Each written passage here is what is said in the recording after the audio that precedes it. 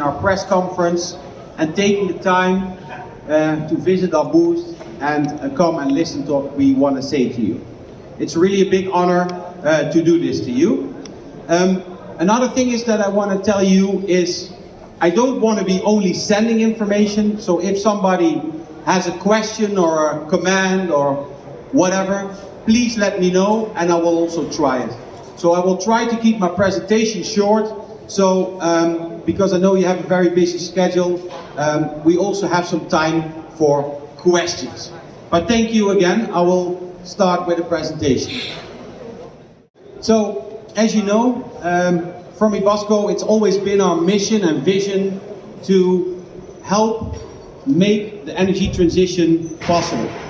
And we started as first one in Europe in 2010 and grounded in 2012, making the first electric bus, showing ourselves at the IAA in Hanover, and from that time we also needed to develop our own charger, because at that time there were no chargers available for electric buses, because there was no electric buses.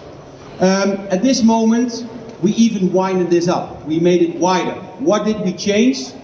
Is we saw that the congestion in the net was also getting bigger. So outside looking at the efficiency of our electric bus, as you can see here, the 12 and 18 meter, and the charging systems they delivered, we also have a wider focus on energy storage. Because what we see is that the transition is going pretty fast and sometimes the electricity net cannot keep up. And to be able to still do the transition, we developed also energy storage systems that you see here on the right, where we can, if only the electricity is available for maybe 10 buses, we can buffer to still do 100 buses of charging. And this we see is getting a more and more important factor to get all the electric buses on the road.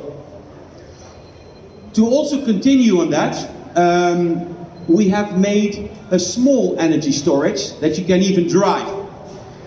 This little thing, even it's not so big, it will arrive from tomorrow on the stand, has a 184 kilowatt hour battery pack inside that is bi-directional.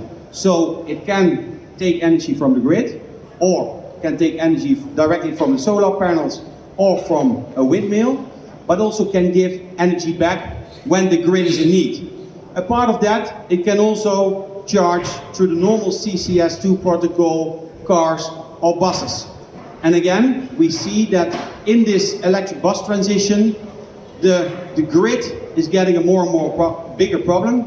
And with this flex that we have developed, together with our battery supplier, we can serve both, and we can see that the transition still is possible. The other thing, as you know, we focused on is lightweight structures. We have a few focus points within Ebusco. One is, of course, battery technology. We want to have a safe battery. We want to have a battery with a long cycle life, with a high energy density. The other part is that where we can win a lot in the TCO is weight.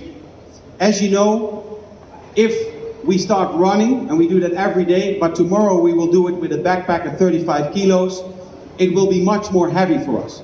The same is with the bus. We saw already 6-7 years ago on our data that weight would be one of the most important factors on the energy consumption. So we started in 2016 to develop our lightweight bus, not by steel or aluminium, but by composites. And we saw that we could not win 400 kilos going from steel to aluminium, but we saw that we could win 4,000 kilos on a 12-meter bus going from steel and aluminium towards composites. And here you see, let's say, a break-off of the complete monocoque, where we have achieved this. We also, for the first time in our history, we show one complete carbon fiber sidewall. It's positioned for me on the left, for you on the right, on the end of the stand, where you can get a feeling to do it. Only one sidewall is 220 kilos, meaning a lot of weight saving. The same with the roof. And this is extremely important for the energy consumption, because then I come to the last point. On the end of the day, we want to lower down our footprint. We want to use as low amount as possible of batteries, but we still want to have the range. So weight is an extremely important factor in this. And to make the footprint smaller, we see that in the operation we can gain the most by lowering down our energy consumption. But it also has to do with the raw materials that we need to build the bus, or on the end of life, how we and what we need to recycle. So where we first focused in the beginning years of our existence, 2012, 13, 14, on the TCO, diesel versus electric, to show the market that electric would be the future. A lot of our competitors are focusing on TCO, electric versus electric. We are really focusing on footprint. So again, how can we establish a smallest possible footprint but still be able to drive our bus lines with the lowest amount of effect and impact on the total system? We see now, because we have already some fleets operational in Europe, that our average energy consumption on a 12-meter bus in line, including heating, cooling, whatever necessary, is 0.65 kilowatt hours per kilometer. We also have an example from our Ebusco Live, so in a later stage we all invite you to have a look at the system. You can live follow our buses and you can see literally what the energy consumption is from all the different buses. But we are extremely proud to show this to you, and this is no data from a model, this is real life data from our fleet every day of our 12-meter 3.0. As I told you before, we focus very heavily on footprint. And one of the things is our LCA, our life cycle assessment. I walk a little bit closer to the screen. Here on the left side you see our 3.0 12-meter, and on the right side you see our 3.0 18-meter. I hope you can see it. You see this part, what is by far the biggest, and here, this is the use phase, as we call it. This is what the bus uses in the footprint, yes, to run for the amount of time till the end of life. All the other parts are mainly from assembly. This is a very small part, and you see from the end of life what it does and the materials, the raw materials we need. That's why we focus very heavily on recyclability and reusability. So we get a lot of questions about this composites, is it recyclable?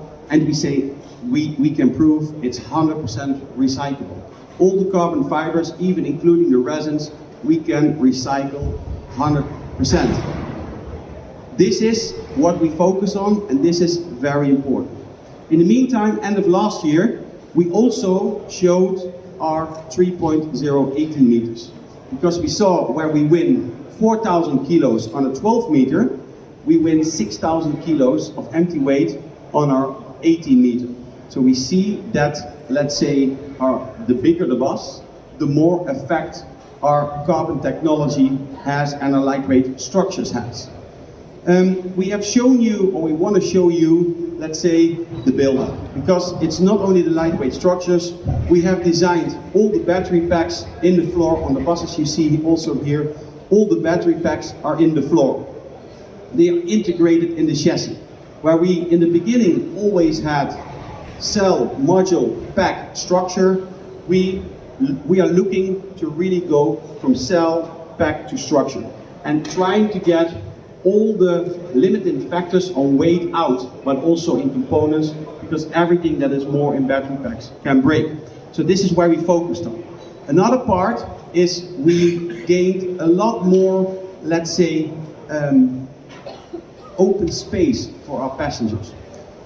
As you can see, with the battery packs in the floor, yes, our center of gravity is much lower, meaning the drivability is a lot better. We don't carry 2,000 or 3,000 kilos of batteries on the roof anymore. Everything is integrated in the floor. Also, the height, we can stay under the 3.2 meter. This can also be important for certain cities. The other part where we really focused on is, let's say, rolling resistance. And as I said, in passenger capacity and also in the floor space. So I think on the 12 and 18 meter, we are maybe the only one in the world that can operate still on a 12 meter above 90 passengers, but all with normal single tires.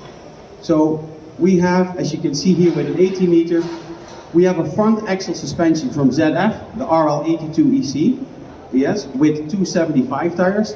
What we use in the rear, we also use the same suspension with single tires, meaning lower rolling resistance, but also for the complete TCO, I have less tires, I have less tire wear, but I'm still able to carry more than 130 passengers. And this, of course, is all because of mainly the weight saving. But also between the motors, I have more space. So normally at the front axle, as you all are specialists, know that I can have up to 900 millimeter space. We can also achieve this on the second and the third axle to have more throughput from passengers or more standing passengers.